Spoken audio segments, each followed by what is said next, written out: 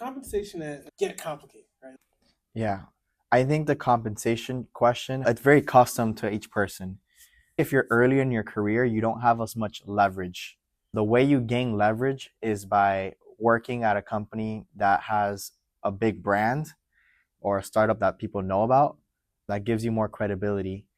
But if you don't have leverage, unfortunately, you're going to have to take an offer that they give you.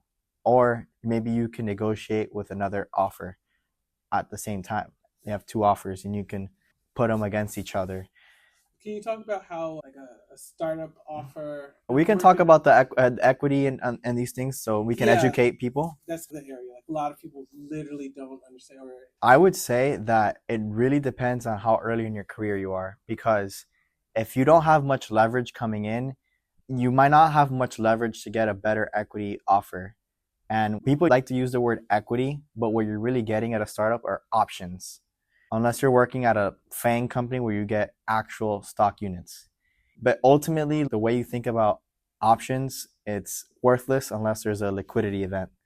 So if you're early in your career, what you're really looking for is a good work experience where you can add value and learn a lot and focus less on compensation because what you're really doing is building your resume, your brand, and your skills. You're doing all that at the same time at a company. Once you're like well into your career and you do have leverage and you come into a negotiation, definitely use a tactic called price anchoring, which is you ask for a really big number. Usually, instead of asking for one number, you ask for a range. I read this in a book called Never Split the Difference by Chris Voss, who was an FBI negotiator who helped negotiate with terrorists for the FBI.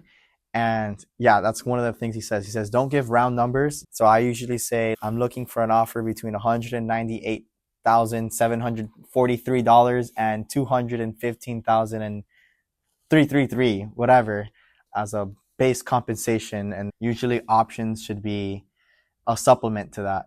So it shouldn't replace your base salary if you're joining a well-funded startup.